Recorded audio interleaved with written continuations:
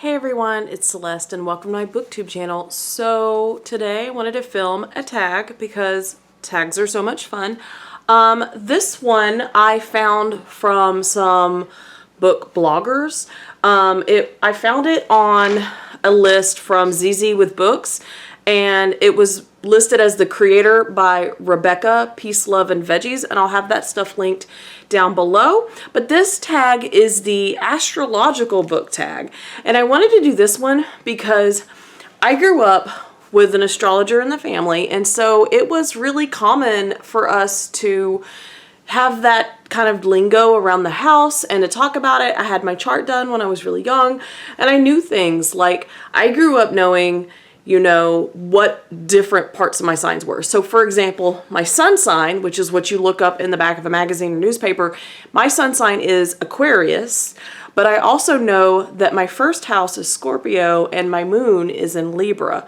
And so like, I've got a little bit of that because I've experienced that throughout my life. So this particular tag has like each sign and then a little bit that kind of connects to the sign, and then so you pick a book that connects with that. So let's get into it.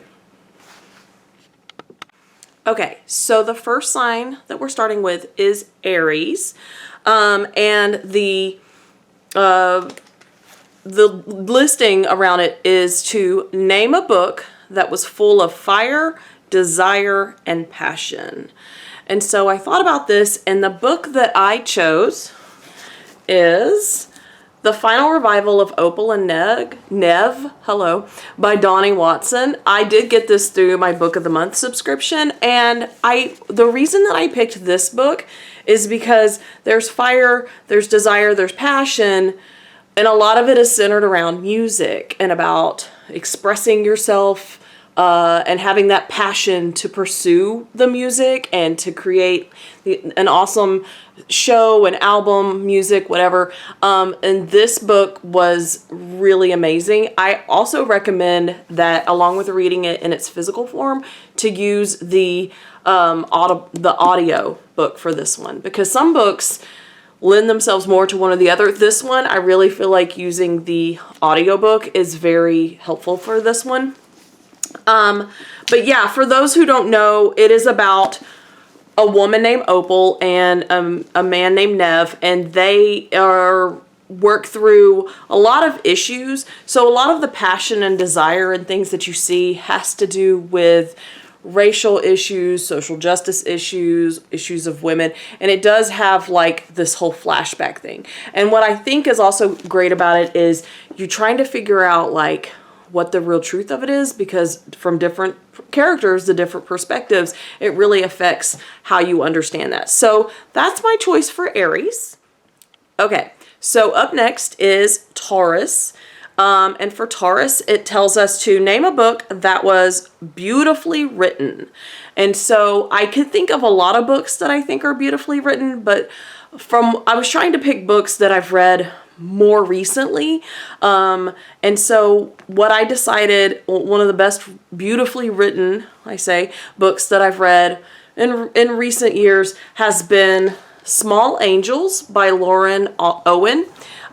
This is another one that I got from Book of the Month. I see that.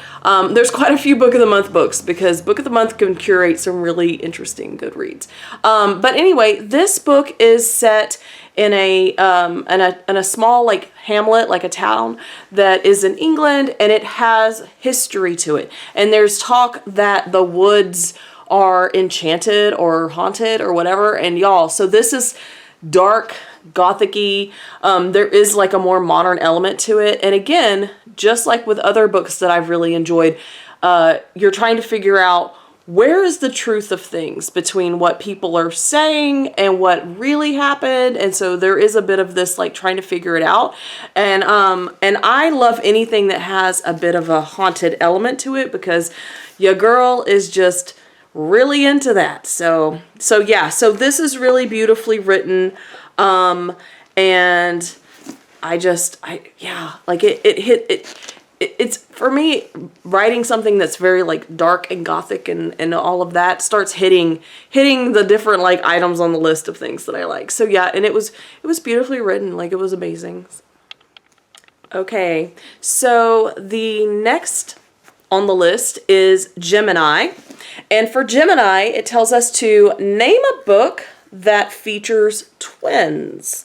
So I had to take a minute to think about this because I don't know that I don't necessarily seek that out. But what came to mind, and I haven't read this recently, but it lasted with me. It had an impact on me, is I'll Give You the Sun by Jandy Nelson. This is a YA book. It is about twins, like a boy and a girl twin. It is Jude and her twin brother Noah. And there's issues of dealing with grief, dealing with like the change in adolescence, dealing with finding who you really are in a lot of different ways, and just processes of that. And it's another one that's really beautifully written. I could have picked this for the beautifully written, but it's amazing. And like I have like I think this is a first edition, so it doesn't have all the stickers on it, but it's won awards because it's just a really impactful read. And it does have twins in it, so really well done sibling situation there. So that's my pick for Gemini. Okay, so up next is Cancer. And for Cancer, it tells us to name a book that was a real tearjerker. So a book that's made you cry. For those who know me in real life, or maybe you might know me through here, I'm not much of a crier. Like, I don't get that emotional. I don't cry very often. And so this was another one that I had to kind of sit there and go, what book did I read that made me feel like I could cry, or like, you know, possibly did cry? And so the book that I picked for this one is The Road by Cormac McCarthy. I did not read this recently. I read this many years ago, but I do remember not necessarily crying, but feeling that like ability to, like I could have, because it is post-apocalyptic, and you're dealing with this idea, this trope, I guess, of an adult male who's taking care of a child. And the way that Cormac McCarthy wrote it, it just kind of rings you out because you see flashbacks of the past that are really tragic for both of them. And then the ending of this, yeah, it's heavy. And I think that's why I think if you've read this, you might agree with me. Like, this one's a heavy one. So this one is as close to a tearjerker as it's going to get for me. So, okay. So up next is Leo. And for Leo, you name a book that features courageous characters. And so I thought about courageous characters, and my mind immediately went to like fantasy.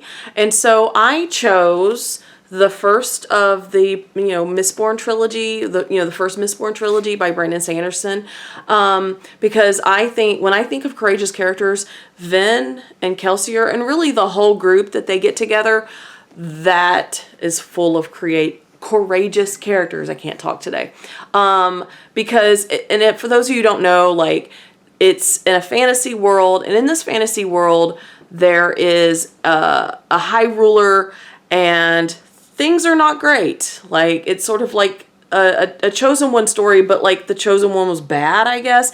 And so the world that they live in is literally gray and ashy and dusty and sad. And it's sort of a heist. They're planning a heist, right? And trying to change the world that they're living in. And also, like, there's depths to it. So anyway, it's courageous on their part because every moment they exist, they are dangerous, partly because of who they are. And so courageous characters. Yeah, definitely. I mean, there's a lot to choose from on that one, but I feel like that one is like definitely. Okay, so the next one we have is Virgo. And for Virgo, we're naming a book that was pure perfection. Like, it was perfection for me, right? Like, this book, it had just hit all the right spots, and it was an amazing book. And so for me is Scythe by Neil Shusterman. I know it's YA, And it's this sort of fantasy, sort of utopia, dystopia sort of idea. And it's amazing to me. It's amazing. It has a fully fleshed out cast of characters. The world building is great. It's very thoughtful. Like you can't help but like kind of sit back and think about like what it would mean to you, like the way that this world is set up and what the choices that the characters make. It is a whole trilogy, and I loved the entire trilogy, but this is the first book of it, so I chose it as, you know, sort of representative. But yeah, like it had enough action, it had great characterization, great world building, like it really just spoke to me, and so that is the book that's pure perfection for me. Okay, guys, so now we're on to Libra, right? Represented by the scales. Name a book that was neither good nor bad. So just sort of like meh, like in the middle. And the book that I chose for this, maybe controversial. I'm not sure how some of you feel, but I chose Zezee by Madeline Miller. On the surface, this book was for me. Like, it's got strong feminist themes. It's sort of embedded and retelling in mythological stories. And I was expecting to just adore this book. And it was just sort of, it was okay. There were certain aspects of it that were amazing, certain chapters of it that I was just like, oh my goodness, yes. And then there were other parts that were just not so great. Like maybe some of the pacing in it was a little, so I did have to kind of like push myself to get through it. But yeah, this was just sort of like in the middle. So I'm not done with Madeline Miller as a writer, but this wasn't it for me. Okay, so up next we have Scorpio. And for Scorpio, we're naming a book that was dark and mysterious. And so when I was trying to think of books that are dark and mysterious, like what would I want to mention? And I feel like I gotta bring up my girl Simone St. James. I fangirl for Simone St. James, and all of her books that I've read so far have had that dark, mysterious aspect to it. Not only is there sort of like this murder mystery type part to it, but there's also the supernatural aspect to it. And you know, I really did that. This particular book, it has the atmosphere, right? Because this motel, is it haunted? Right? What's going on here? What has happened here? You've got dual timelines between like 2017 and then the early 80s, and it just really worked for me. And I pretty much, if Simone St. James publishes something, I'm probably going to read it relatively soon because yeah, it's just dark. It's got the right mix of the dark and the mysterious. So dig this. Okay, so up next we have Sagittarius. Sagittarius, we're going to name a book that was full of adventure. And so for this one, I thought Project Hail Mary by Andy Weir. This is adventurous. This is about as adventurous as it gets. Basically, the world is at risk of dying out, right? And so they've sent out literally a Hail Mary attempt at saving the entire human species, right? Like, there on Earth. And the adventure, it just keeps going because every time you get to a part, there's some other, like it just keeps building and continuing. And also the characters in this really tie you to the adventure. So you don't ever get like sort of worn out by it. And so Andy Weir just creates like really good characters, dialogue, banter, and it is sciencey, but not to the point that like it blew my mind, because your girl is not mathy, sciencey. I'm not really into that, but this was it. This was great. So that's my choice for a book full of adventure, space adventure specifically. Okay, guys, so up next we have Capricorn. For Capricorn, it is to name a book that made you think. And so I've probably mentioned this in another tag somewhere, I don't remember, but what I chose was A Burning by Megha Majumdar. This book is another one that I got from Book of the Month. This book is set in India, and it has this, and it's literary fiction, and it has these ties to these different characters. So all these different like perspectives kind of tied together You see it at the end, but basically it's this idea of free speech, whose speech is freer, what are the consequences of how we use other people, and like, are these things kind of worth it? It taught me so much about some lives that people are living in other areas of the world, and it really tied to some of like the modern topics and news that we have. And so I still think about this book, like this book really caused me to think very deeply about privilege, about what it means to move through the world as a woman, as in the different levels of society that we exist in, just all of those things. It incorporates those things. And so, yeah, this is the one that I chose as far as causing me to think. Like, I'm still thinking about this book, and I read it like 2 years ago, a year ago. It's been with me since. Okay, so now we're to Aquarius. For Aquarius, it tells us to name a book that was really quirky. And so when I think quirky books, I think of Grady Hendrix. And so I chose specifically My Best Friend's Exorcism. Okay, first of all, look at this book cover for it, right? Like, it looks like an old VHS cassette tape. And on the back, it's just very like tropey and nostalgic from that time. But Grady Hendrix, all of his books are quirky. Like, they are horror, but they also have elements of humor and like sort of this underlying silliness. So yeah, like there's some like jump scares, there's some gross stuff, there's some horrifying things, but also it's also kind of like quirky, silly, which gives it that quirky vibe. Also, I would say that he does a really good job of writing connections between characters. In this particular book, he does a good job with female friendship, and you don't often see that. Like, it's very easy for authors to mess that up as far as like female friendship goes. Grady Hendrix, I think in this particular book, did a really good job, and it's quirky, it's fun. So if you haven't read this one, you really should get to it. Like, you're missing out on that one because it is a lot of fun.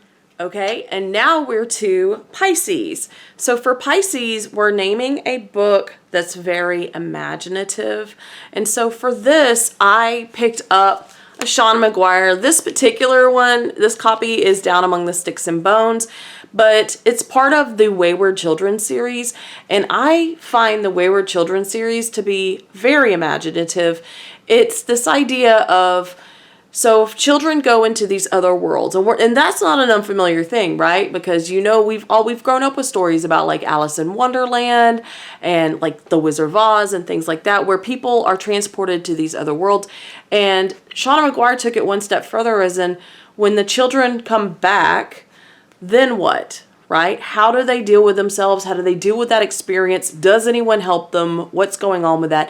And so that's why I find the Wayward Children series to be extremely imaginative, because Sean McGuire takes those ideas and runs with them. And it's very inclusive. The worlds are very like different. The characters are very fleshed out. And honestly, they're very short. Like the series I think has what, 7 or 8 books at this point, but they impact you so much. And so like, yes, I enjoy these. This is just the one that I'm holding up to show you guys, but really any of the Wayward Children series books are very imaginative. As far as like which ones do I like the best? Oh my gosh, I really don't know. But I do enjoy this. Down Among the Sticks and Bones actually sort of focuses on Jack and Jill. And I guess I could have gone with this one for twins, because they're twins. And they go to like the moors, like the scary gothic vampire world. And I think their story is incredible, and I think their characterization is incredible. And so very imaginative. And so that's my pick for that. Okay, you guys, so that is it for the Astrological Book Tag. I hope you enjoyed, like hearing me talk about like how these books connected to those different descriptions. At this point, I'm not going to tag anyone specifically, but if you haven't done this tag, I'm really curious to see like what other people's answers are. So if you do this tag, give me a comment or, you know, link it or something and let me know so that I can see what other people have answered for this.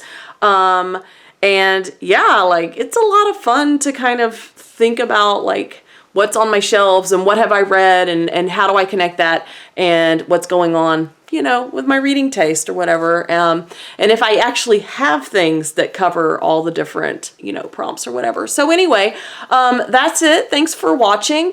If you like my content, please consider liking and subscribing. I will continue to do some tags and stuff because they're just kind of fun. And I will see you guys in the next one. Bye.